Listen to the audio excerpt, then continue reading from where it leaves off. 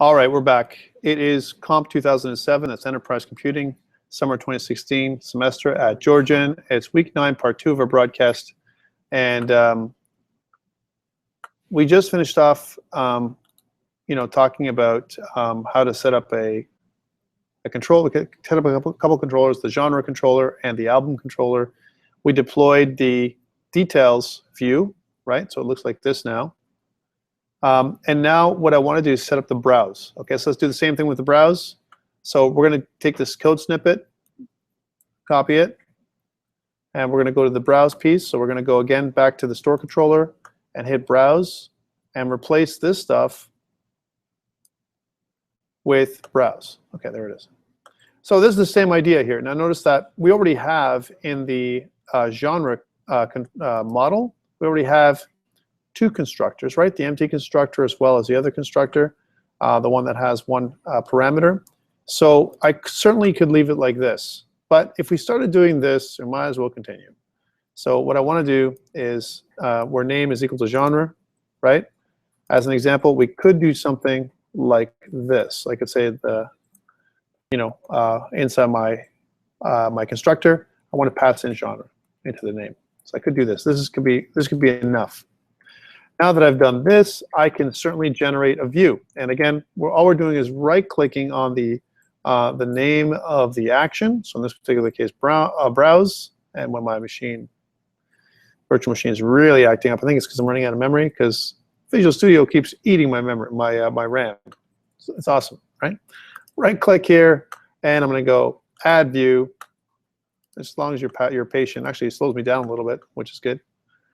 Add View, and now we're going to do the same thing. Instead of empty without model, we're going to click on empty, which allows me to put in a model. Instead of making it album, I'm going to choose genre, because that's the view we're doing, right? So genre.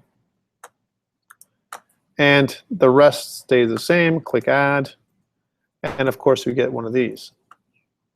Again, I think it's a good practice to do one of these. So you go up here, go at using, right? And then comp 2007, summer 2016, lesson 9C, models. And the reason for this is that way you can take away this whole piece here and make it much clearer to tell you what model is. Model is the genre in this particular case. And what you want to say, well, is the genre is, and this is what he's probably going to get us to do, just like we did last time, browsing genre and whatever the model name is. So browsing genre, and then at model, capital M, right, dot name. Again, we know the model is the genre, so it's the genre name that we're going to put in here. Okay, and let's test it. So Control F5 for testing. Run without debugging. And as it pulls up, we can see that it goes right into the store, browse, and we get browse genre. We didn't put anything in here, right? So because we didn't, again, if we put in genre equals to, and then, I don't know, rock, we get rock, right? So whatever we put in there. So browsing genre rock. Okay, cool. This is the best part. This part here, after we do this, now we're going to get into this funky syntax. Okay, so we're going to take this stuff. We're going to do another code snippet here. So copy this one, and we're going to replace our index. I kind of messed up this one earlier, so hopefully I won't mess it up again. So go to my store controller, go up to index, and replace index, this part here, with this. And I screwed it up, like I said. This one, copy. It's always like that. Okay, good. Let me just reformat this so you can see it. Now, there's a couple things going on here, and I want you to notice them, all right? So let's talk about this a little bit. We have an initializer. This is where it gets a little hard to read sometimes, right, for some people. I'm okay with this. We're using the Var keyword, right? And I've been trying to get away from using the Var keyword. Let's replace the Var keyword first of all down here. So in my album, we know what it is. Instead of Var, we can say album, right? We could be explicit. var is the generic way of doing it. It's kind of the dynamic way of adding a variable. We do implicit variable declaration. I want to avoid this as much as possible. Genre, right? We can do for genre model because we know it's the genre, new genre, right? Here, then, it would be the same. Instead of like var genre plural is equal to new list genre, we can just say list genre, right? Because that's the kind it is. And every time you see these angle brackets, I want you to think about it like this. What's the type of list? Type, right? Because list is a generic. Generic means it can be any kind of type. In this particular case, it's a generic, a genre list. You can make it a string list, a float list, whatever you want to put. And a list is a non-indexed, collection. That's what it is. So it doesn't follow a 0, 1, 2, 3. You could access it that way too. You could say list 0, list, the genre 0, genre 1. You could do that as well in order. But in this particular case, you can add these list items in any way you like. Now, so one way is we're doing it is this. We're saying that we're initializing each list item as a new genre, and then we're using the initializer again, using initializer syntax twice. Here for the list, and here for each list, new anonymous list object, right? Because that's what these are, anonymous list objects, right? Well, okay, let's do it for one, but not the other. How about we do the list initializer for the list, because it becomes too complex, and we're just mocking up the data here. We're just adding some data. Really, this should come from the database, but we want to do something like this. We want to say, well, our genre is disco. This is a little clearer for me, right? So this is a new object, right? We're going to pass in disco, and the same thing goes with jazz, and the same thing goes with rock. And now the reason we can do this because we created constructors that kind of take.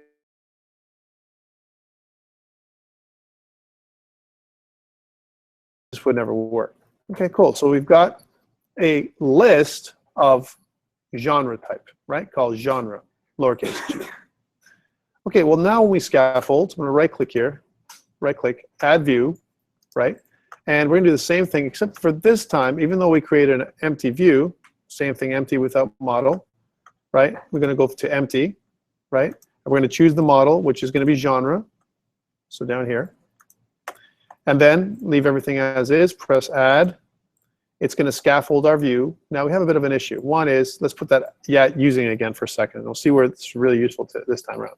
So at using, and I'm just going to copy paste. I'm going to say use all this stuff, right? All this stuff, copy, paste, and then get rid of all this so we can see the way it works. Why did I do this? Because once I've done this and I've added the using statement into my page, that means anywhere I use the word genre, I know what it means. I can type genre. Remember, inside my C# in here now, right? Oops. Inside my C# code block, which is this using Razor syntax, I can declare an object. Like I can do something like this. I can say genre, my genre, right? If I want to, is equal to new genre. I can do that. That's like an object, right? I wouldn't do this, but I could. Why? Because I've included the genre object as part of my namespace for this file, which is kind of cool. In fact, in previous iterations of ASP.NET MVC, a lot of times we didn't have a code behind file or a controller. We had one file with Razor syntax at the top, and at the bottom we had all of our stuff that we needed for all the data and data access. Everything would be done here in the file, very similar to web forms, until they went to MVC, True Model View Controller, where it wasn't anymore ASP.NET, like the old way of doing MVC. So now, of course, we wouldn't do this kind of stuff. And what we also want to say is that genre is an Ienumerable. So Ienumerable. An Ienumerable is a type of list, a collection. That's what we're saying. It's a generic identifier, an interface that says, hey, you know what? The model that we're using is a collection. That's what we're saying. It's a collection of type genre. We don't know if it's a list. It could be a hash map, something else, but it's definitely a collection type, all right? Okay, now that we know that genre, the model, is a collection, it's a list. It's considered a list. It acts like a list, right? This is cool. So if we go back to our code snippets, right? we can use this part. So I'm just grab from the H3 down here, and I'll copy this for a second, and I'll explain what this does. Right, just save time. So it says browse genre, and it says select from model. Again, model with a capital M means genre. The count, how many items are in the list. That's what this is saying. So select from how many items in the list, genre plural, right? And now, okay, this is, I can use, again, expression syntax. Expression means, here's my for each. Imagine if anything you can do in C#, add an @ sign in front of it, and then all of a sudden you can do it within an enclosed code block like this. So instead of the whole code block, all I need is one expression for each. And now, instead of putting var, which I don't like, because I've put in up here the using statement that I use models, and I have access to genre, I can replace this var with genre. Right? So I know what it is. It's a genre object, right? In fact, I can say item for every item in the model, for every item in the genre, right? For every genre and genres. That's what it is, right?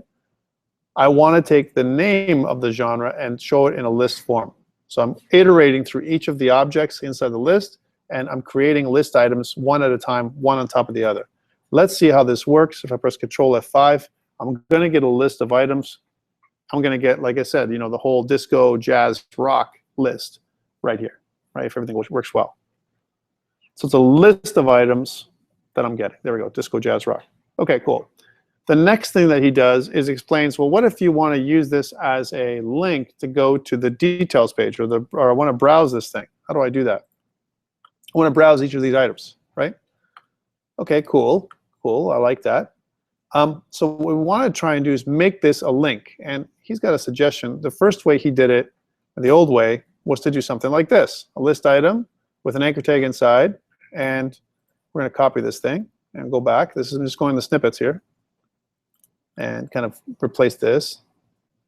So this is really the old way of doing it. And remember, in ASP.NET MVC, we want to avoid doing this because we have the tools. We have HTML helpers that we can use to encode our HTML to make it more code safe, right? As opposed to, you know what, it could be anything, right?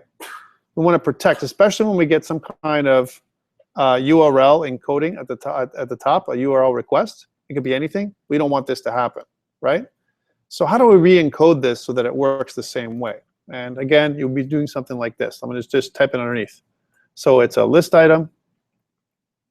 And you know what? We could do something like this, right? HTML or HTML action link. You might be forgiven to think you can do something like this. Action link. Inside my action link, I'm going to put at genre dot name, right? That's the name of the link, and then we have to specify the action, which is browse, of the store controller. We can put something like this, store, right? And then that would be enough, right? Because you know you're using an action link to do this. But the problem is the action link takes care of the anchor tag, and what we want to do, especially if you know, if we want to browse, we also want to pass in this information, right? Okay, two things. Do we need the store? Do I need to specify the store controller? Do I need to do that? And you know what? If we were in a nav bar, the answer would be yes, because the nav bar knows nothing about which controller we want to link to. But here in this document, we know what the controller is. The controller is known. The controller is the store controller, because this is that's the parent controller of this view. So because we know that, we can omit this part. This is good. Okay, genre.name. Also, because we're inside a code block, I don't need to use the @ Notice that it wasn't glowing yellow, right? And this is the same thing. If I hover over this, you can see that I'm still getting code hinting for this one, genre name. I'm getting that code hinting here, so that's enough. Then I can send in, comma, a new object. Remember, this is a new object, empty object notation, right? Where genre is equal to, again, this is where you would want to use, if I said genre.name, right, that would work, right? But what if I just did genre.name. Could that work as well? Right? And if you notice, I'm still getting the same code ending because I'm inside. Razor's smart enough to know that I'm inside of an expression, right? And I'm inside of a loop, a looping expression, where this genre, lowercase, let's not mistake genre with the parameter genre, right? That's why it's probably better to separate this and make it more clear, right? Instead of making a genre in model, we could call it, the item, each item in model, right? Where, it's item.name. Watch. Put this in here just to show you what it looks like. Item.name, item.name. If I was going to give you the difference here, where item is equal to the item inside the model, right?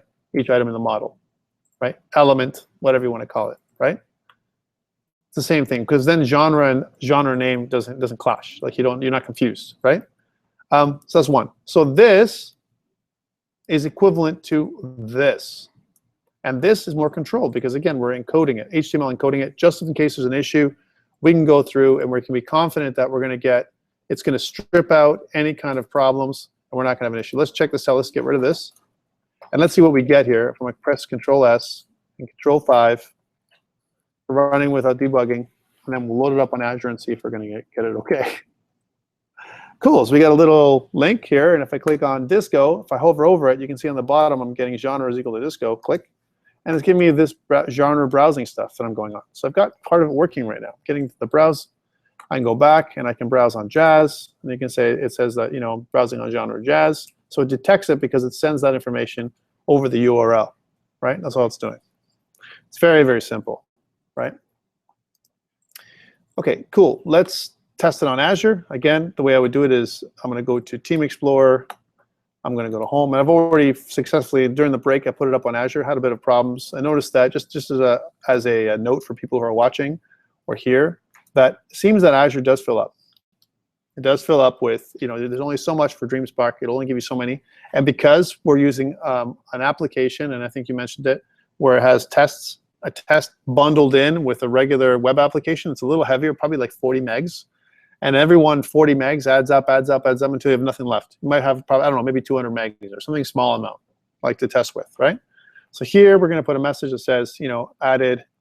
We got 2 more, views. Added the browse view and index view of the store controller. We're going to commit staged, and we're going to go to Home, and we're going to go to Sync and Push. All right, cool. So we've got that part done. And just to test it, I'm one of these guys who likes to test the stuff to make sure it's working. Refresh, and let's see if we're going to get another deployment going on. A deployment dance, I like to call it. Yeah. There we go. Actually deployed. Ha! Can you believe it? And let's refresh. So if I refresh here, I'm getting the details happening. And if I want to go to, it's still cycling here for this one as it's refreshing. Here's what I want you to try when this refreshes. Okay, so I want you to break Azure for me. Okay, I want you to be nice when I want you to do this. Okay, seriously. Remember that you're also bundling. This is another thing for this one. We're bundling a database. A database that's for this one that hasn't been initiated yet. The database is an MDF file. That's another reason why it's bigger than normal, right? Okay, so first let's go to index, so store index. We should get a list. There's the list. If I click on rock, I can go to rock, right? Now let's register. So I'm going to go register. Registering, remember what it does. It needs a database. We don't have a database. We've never made a connection to anything. Well, we do have an MDF file. And this is the down dirty and cheesy way of doing a connection, a little local SQL server, right? Now it hides inside of the actual project. Not very efficient. Okay, not recommend. Do not recommend. All right, but if we have to during an exam, worst case scenario, hopefully we'll have enough space to do this. Okay, so I'm gonna log in. So I'm gonna say tom@example.com. There we go. My password. And one thing to note that I didn't kind of go over with this one is you got a lot of functionality here. I mean, you can do things like password resets. the whole thing. It's all built in. I'm going to see now if it works. So again, we're trying to access something. We don't have a database. We have a little MDF file. Did it go to Azure or not? Like you want to see if it happened. And it's trying to access, but there's no connection to any kind of real SQL database. What can happen here? So there's two possibilities. One, it'll crash, right? That's one possibility, right? Because there is no database. We've been working locally, but we haven't done any kind of database remotely. The other one is it'll create the database, all the database stuff, and run kind of a SQL Express locally for this particular application. Now, how likely do you think that is? Right? Okay, well, let's let this cycle and see. We'll come back to it and see if it crashes, okay? So we've done this piece, but I want to mention a couple of other things. When we're running this thing locally, here's where we're going to run it locally. So Control F5. And when I log in, right, so here's I'm logging in. Okay, and here's Tom at example.com, and I log in. Right? It says invalid login attempt because I never registered, right? Well, let's register. So remember me, or I can click register as a new user. All these extra views are all part of it. I don't have to do any of this stuff, right? So I'll say at example.com, and again, put in a long password. If I type in something wrong, you'll say, hey, you typed in the wrong thing. If I typed everything right, it'll register and it'll create everything locally. Yay. And here I am, logged in. Wonderful. If I click onto this, you can see that, and I did this differently in different order. I have the ability to manage external logins. External logins are things like Google+, OAuth, right? So I want to log in with Google+. I want to log in with GitHub. I want to log in with Facebook. Nothing's been configured, and if I click on this, it'll tell you, hey, you can configure everything by clicking on this article, reading the article. And actually, it'll take you to a really cool article that gives you step-by-step on how to put it in, like how to put in OAuth. And it gives you a whole application. We're going to step through this another time when we handle security. Right now, it's beyond our scope for today, right? But it does give you all the details. And if I step back, I can also change my password. That's already built in, right? So click change my password and change my password, no problem. That's a good step because changing your password with a hash and everything else is, again, creating that whole step, and the logic behind that is a pain in the ass. So I'm happy that they did this. This is good, right? Good. Let me go to home again. I got this, home again, home again. Let's check out Azure. Error. An error occurred while processing your request. Can't do a local MDF file buried in here deep. We're going to fix this, not today, but we will fix this. We're going to create a new connection to a SQL server somewhere where we can connect. Now, I'll tell you right now, on DreamSpark, so far, you can only have one SQL server. Before, 0 SQL servers were allowed. So that's a step up. But we're going to have to do something, especially for the rest of the semester. I may have to create some extra servers for you with pay-as-you-go. Don't worry about it. And then you can share those servers with additional things. One of the things I'm going to do is probably one for each class. So I'll say, like, COMP2007 section 1. That'll be the name of the server with COMP2007 as the database name. And we'll make it so something that's more generic, and you guys can log in there and do your thing for the next few weeks. Not a big deal. Because I can make as many as I want. Okay, now let's do this. So one of the challenges I have with this page is, the stuff we've been doing is pretty academic, like really, really small and everything else. And one of the complaints, you might get is, wow, that was really slow. Yep, it was really slow. Absolutely, 100%. It was really slow. But the great thing is, what we've done is we've stepped through, and even if you scaffold things out, you kind of understand the process now. For example, I'm going to go a little faster now. So we're going to go from like a level 3 to more like a level 8, right, for speed. Let's just step it up a little bit, right? Blah, blah, blah.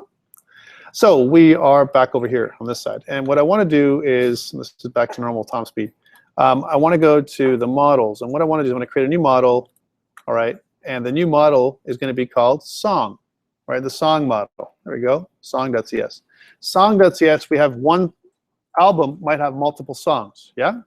So what I could do with the song class, right, is do the following. I have a public property. Let's do a property. And the public property is song ID. Now, this is the stuff we have to do, right, to set this up. So here's my song ID. And also, I might have something called, so I'll do another property. And oops, which is a title, song title, right? So we have a song title, and maybe even property, a duration. Here's a song duration, right? So duration and property and all that kind of stuff. So one song, you know, you can have multiple songs for one album. One album, multiple songs. Okay, good. Now, there's a couple things that are missing for what we've done so far. And if you look at some of the models, we have an album. We have title and genre, but we do not have any IDs. So let's add in a couple of the IDs. So prop. So another one, we'll add in a genre ID. We don't even do this typically, but if we're going to generate a database, so model the code first approach, as opposed to you know, using database first approach, we need to make sure that everything is labeled either ID or the name of the this is genre, right? Album. I'll be okay. Album ID. Or the name of the model ID. That's what it has to be. So the name of the model and then ID. Let's make sure that is correct. Yes. If you don't have these things, if you don't have the the property, then you know we don't know what the key is for that particular table, right? So unique ID. So genre ID. There we go. Okay, cool. So we have this. We've done this for each of our models. Now I need a Dbcontext class, right? Remember we did that with it was automatically generated for us when we used from a database first approach, a Dbcontext, right?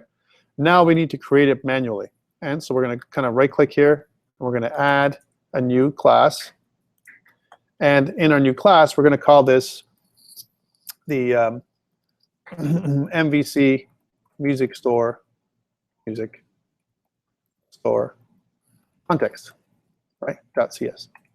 And what this does is it creates our context class, but we need to make it derive from Dbcontext, like we've done before in the past. Now remember, it's not going to find it automatically, right? So we're going to have to do control dot to kind of pull up the using that we need, using system.data.entity, right? And what this does is use the entity framework to create our Dbcontext, right? Now, we need to create our DB sets, our data sets, basically. And the two data sets we have, or the three we have, is genre, album, song. These are each of the tables. So let's put them in. So we'll say DB set, right? We'll use this form down here. And the first one is going to be genre. And we're going to call this genre, plural, right? Is, of course, what? A property with getter and setter, right? And of course, it's a public virtual property. Public virtual means it's, you know, again, we're using this as a table, right? And I'm going to do the same thing for the other one. So a public virtual DB set, right? Which instead of genre, we're going to go to album, which is albums, right? With the getter and setter. So we did this normally automatically. Now we're doing it manually. Public virtual DB set. And then instead of album, we're going to put song. We just created that one. And songs, right? And then we're going to say get set. Why am I doing this? Because now I can scaffold out my controller for my songs at all of my views. That's why, in 2 seconds. And I can still do this. So I can do this hybrid, you know, kind of scaffolding, right? I don't have to do things by hand. I can do things automatically, right? So let's try this out. Now we can always come back and remove these things later on, or change the model, the Dbcontext, whatever I want, right? And I can rescaffold things out. All right, so let's do this. So I'm going to go back to controllers, right click. Oh, first of all,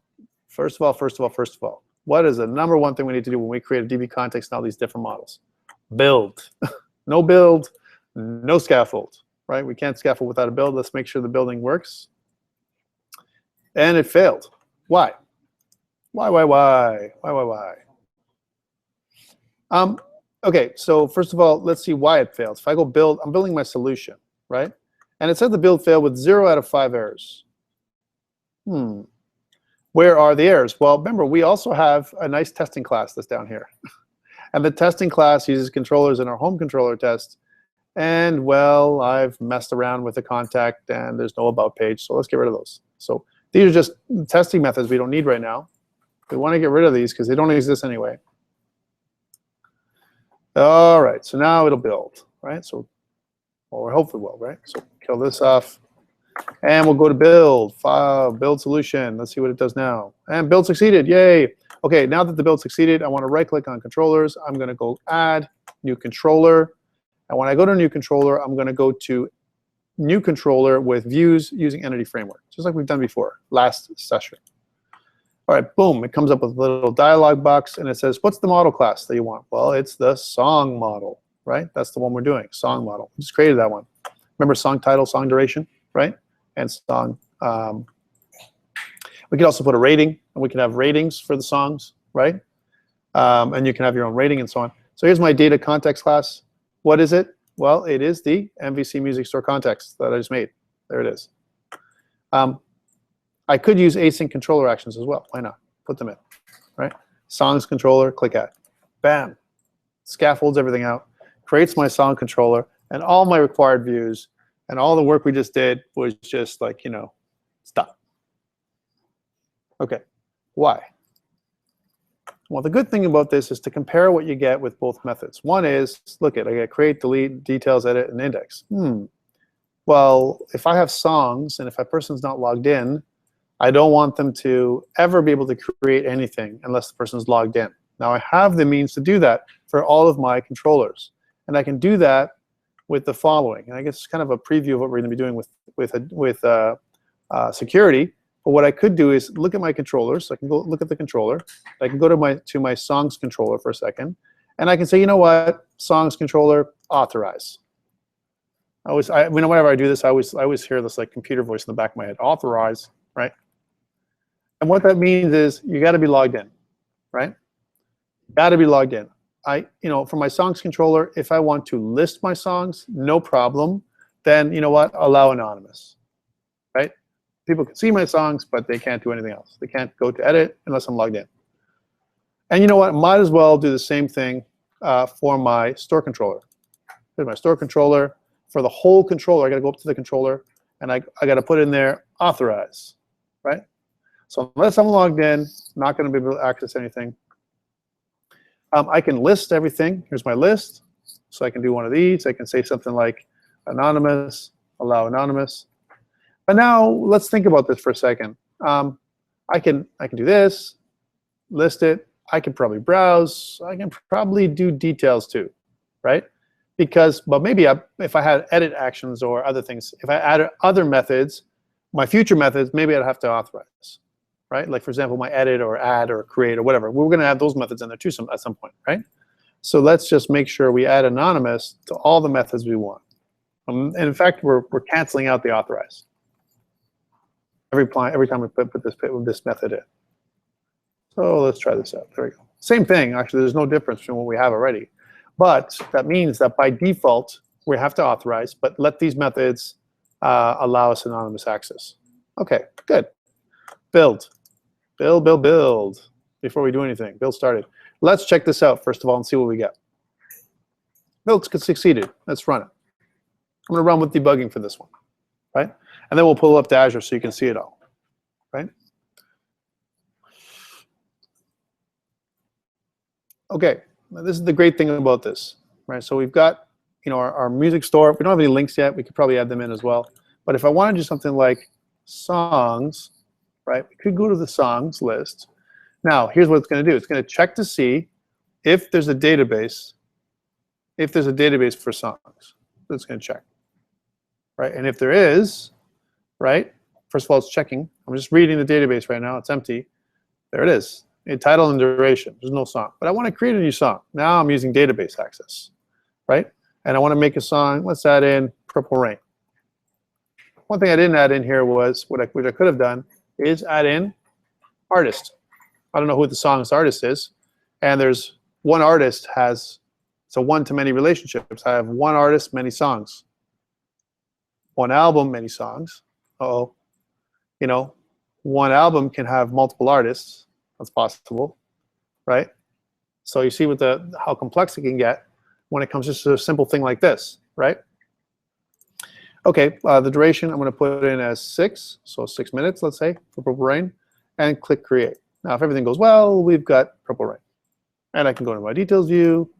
That's cool, but when I go back to list, if I go back to my delete view, I can delete it if I want to.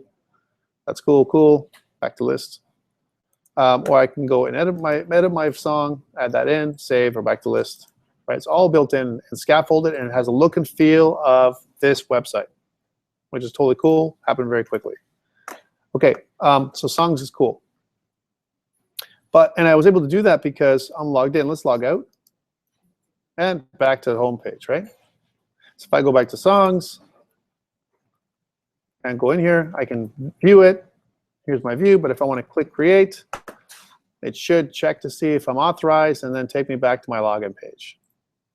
Nice and easy. And that's how beautiful security is with MVC5, right? It's even better and easier than we were using with web config. You can use the controller to specify security throughout. And that's what we're going to do in more detail when we hit security, not next week, but the week after. Nice and easy. So a beautiful thing. All right, so I'm just going to upload this to GitHub. Not that it will make much difference now. Now, if you notice, one thing is to note, I have one database, right? I have one database here, one MDF, and it's handling both things. It's not just handling my login, logout, but also handling my connection as an example for my little database, my little tables that I'm using. And if I'm really curious to see it, I could go to SQL Server Object Explorer. I could go to my MS SQL local DB, which is probably where it's stored, I'm guessing. If I go to database, and if I look at the current version, the current lesson, there's lesson 9C, right? And if I look down in here and look at tables, you can see that I have my login stuff. There's my login roles. Uh-oh, I don't understand. Oh, where's my stuff? Where does it keep track of my songs? Is it persistent at all? What does it do, right? How can this work without me having some kind of connection? How does it do that? MVC Music Store context, right? Doesn't do it here, that's for sure.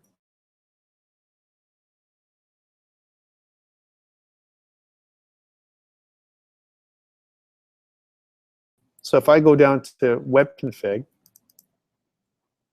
it's the wrong web config.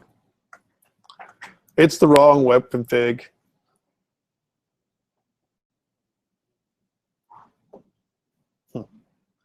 And we'll do this. While we're doing this, I went back. Is it the wrong web config? It is the wrong web config. It's the wrong one. We want to look at this one. This one's the one that's inside of our views. We don't want to look at that. The connection string is right here, right? And it says total database default connection. For this one is data source local DB blah blah blah, right? So does that mean that our connection is not persistent? Like, where does it put that stuff? There's no table for our song, right? So what does it do? Let's go back and check out, see if we can get to the song controller. It's got to go somewhere, right? And I'm saying this because you need to understand how things all work, right? Because otherwise, yeah, we scaffolded Tom of school, but we don't have a table. That's not cool. Right, so if I go songs and I want to see where my songs are, yeah, there's Purple Rain, right? I got Purple Rain again. It persists. It's got to be somewhere. There's got to be a database somewhere that it's using.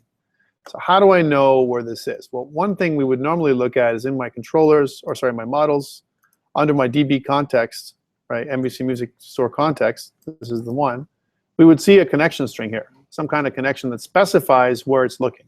Haven't specified, right? So that's a problem, okay? And so it's going to look for the first place where it can find. Web config might be one place. The other place we want to, well, first of all, we tried the top of web config, and web config doesn't organize things exactly, equally, right? So here's our default connection. Let's keep going down to see if there's any other connections. There's a bunch of assembly references like I added in. Here's my entity framework, right? And my compiler language, and it's not here. So there's no connection there.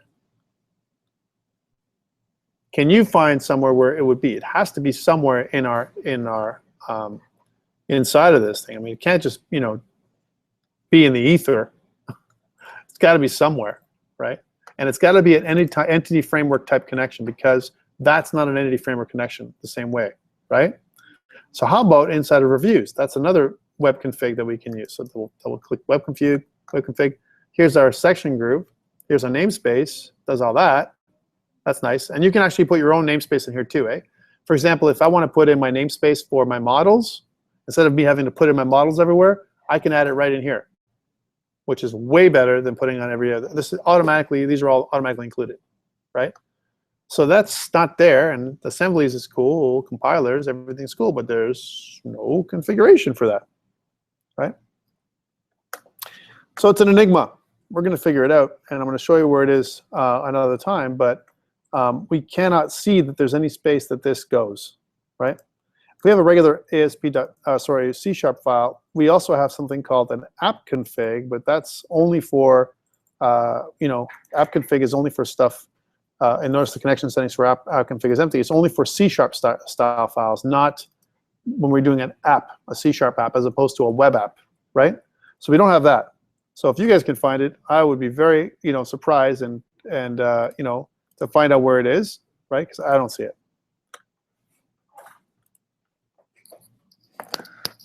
But it is there. There is a data store somewhere where we're storing stuff, and there is only one database, right? If we had two, I would go, well, it's the other one, right?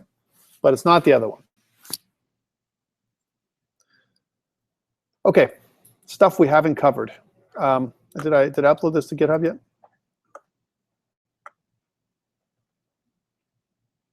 Let's see. Home, changes. Yeah, no, I did not. I added in the song controller and the views, right? Added a song model, song controller, and song views. Staged, home, and sync, push. There we go. Hey, here's something. Could it have gone somewhere else? I mean, we have some. I have some other stuff going on here, right? I mean, could it be anywhere else in my SQL Server Object Explorer? Is there somewhere else that it could have gone? I'm just curious. Or maybe another instead of local DB1, maybe it's on local DB2. There's also my comp database. Could have gone there. I mean, there's my to-do database. It's not there. Can't access that one. It's not there. There's no databases there. I have a bunch of them because from previous versions of Visual Studio, right? They kind of generate database stuff that's in there. So it's not anywhere there. Curious. Let's go back to this. So we've covered a bunch of stuff. And if I looked at the stuff for week 9, I'm not going to go over this. So I want you to think about your PowerPoint document as a reference card. It's going to give you everything else that you don't need to buy the book, right? It's got everything you need in there. So you can go through and whatever you need for your views, it's all in here, right? So if I go through this all, we've kind of covered all this. Understanding view conventions. We talked about this a little bit last week, a little bit this week. Strongly typed views. I want to get to the part where view bags fall short. And I talk about view bag being this is an example of how you can add your namespaces to the web config, right?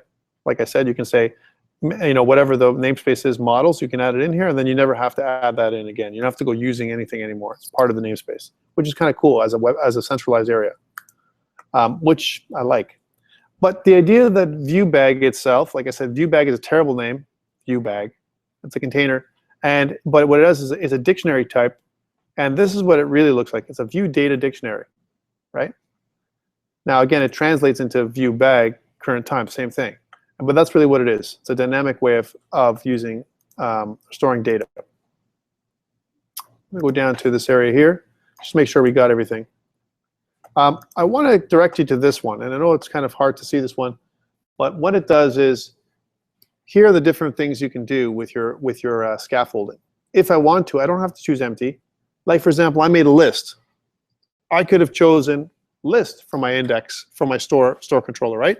And it would have created some of that stuff for me, some of that razor syntax, and to create a list. It would be a list inside of a table, different looking list than the way we have it right now, but it would do it. Also though, when I create a list, it adds additional, look what it says here. It says links for actions to perform the create, edit, and delete functions. Well, I can create a list with my index, but there is no create, edit, delete. Right? I don't have that as part of my model right now. So if I clicked any of those links, it would be like poof, blow up. So that would be not good. And that's why we didn't use this thing. Same thing with details. Details creates a view that displays a label and the value for each property of the model type. This we could have done, right? This is not a list. This is just a details view. And when you do your details view for your restaurant that we're going to do for assignment number 2, when I put the details up, details view might be the right thing to put up, right? You don't need necessarily a create or an edit, right, or a delete for each of the menu items. That's available to the regular person, right? What you may want to do, in fact, is hide your create, edit, and delete, right, in your list. You might be there for someone who's logged in, but all they can do is view, right? So they have authorized. The whole controller would be authorized, and then they have allow anonymous to look at the list, but they can't see any of the links if they're not logged in. And you can check to see if the person's logged in. We'll talk about that as we get closer. Okay. Also some options. You notice that I checked reference script libraries every single time, and that's one of the options when you scaffold. And the reason why I did that is because you enable things like jQuery and jQuery validation. All right. So the Razor View Engine. One of the things that this reference card does, if you look through, I'm not going to read 77 pages now, but it talks about URL or HTML encoding, and again, it protects us against hackers, and it's done automatically, so it protects us against cross-site scripting. And that's why you use those HTML helper tags as opposed to writing everything with pure HTML. You might be tempted to write things with pure HTML, but you're like, well, I don't need to do this. I know HTML. I don't need Azure to write my HTML for me. Yes and no. It depends on how secure you want your site. Remember, we're talking about enterprise computing, and this will secure your site a little nicer. All right? So it'll protect against cross-site scripting. The other thing is, as we go down towards this syntax examples, if you wanted to know some common syntax examples, this is a great area to kind of look and see what does a code expression look like. This reminds me a lot of Angular, right? Or even the EJS, where I can put like 1 + 2, and you get an answer right there, right? Same kind of deal. They do it in every view engine, right? And there's other examples here, like for example, if I want to do something like, at if you can think about an if statement, you can do it. Why would I need server-side comments? Because if I use regular comments, they would be ignored. Like beginning comment and end comment, then I have some razor in the middle. The razor is going to still trigger, right? So I need to use server-side comments, and you can use the @ to trigger, server-side comments so that it comments out that section. All right, something we didn't really have a chance to do yet. Layouts we talked about a little bit. We talked about the layouts CS/HTML file that's inside the views, the shared folder of the views folder, right, is the main layout we've been using. And we use this idea of rendering everything inside of where it says render, right? Well, we can also use something called a render section. So we have a render body, where we render the body. We can also specify another section inside the layout where we can render other things like the footer, if you really want to. So inside your HTML, you can do something like this. You can say, well, this part belongs to the body, and this part, you can specify what goes in the footer. But why? Yes, you could do that. But, I mean, again, then you're kind of, why would you do that? Just, I would use a partial, or something like that for the footer altogether. And that makes more sense. And you probably would put that inside of your layout, not inside of your document.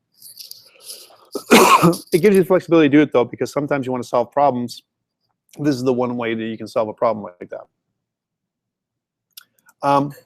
And it talks about here about partial views. Partial views, the way they talk about partial views are different than the way we think about partial views.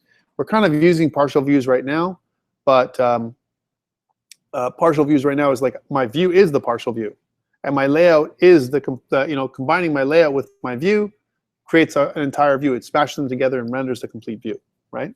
But we'll cover partial views later on when we see some things like the login partial view. Okay, and again, remember that if you don't specify, and it's a good idea not to specify the layout, because if we don't, it defaults using view start, it defaults back to the layout anyway. Why? Because then I don't have to go specifically put in the layout in every single file that I create, right? But if I want to specify a specific layout for a particular view, I could do that too. I could override the default, right? And that's it for views. So questions? We kind of ran a little bit later than I wanted to, but here's what I want to tell you. So again, assignment 2, paired things back. I'm going to put the details of assignment 2 up on Blackboard tonight when I get home. One I want you to think about is this. It's due a couple weeks out. So right now we're sitting at week 9. By week 11, you know, this thing will be due and ready to go. It's for 1 or 2 people, like I said. Build a simple restaurant site. It doesn't have to be a Greek restaurant. You know, it'd make me happy if you made a Greek restaurant, but it doesn't have to be, right? Even though I'm Greek, right? You can make whatever restaurant you want, right? And something that you like to put in there, you know, if you want to put alcoholic beverages on it, I'm okay. I'm not going to get mad, right? If you put some alcoholic, like beers, a selection of beer, right? It's good. Anything like that. Make it interesting for yourself. Make it like it's a real restaurant, right? And it'll be a good experience because there might be a chance that you're going to build this thing for somebody one day, right? Or something like it. Okay, and that's why I'm doing it for you. And it's a good step forward as we move towards doing our final project. Any questions around this? Guys and girl, thank you so much for being patient. And we'll see you next week. All right. Remember, next week, lab only. Be the last lab we do. And then the week after that will be a test, a little quiz. Okay. Thanks, guys. Take care.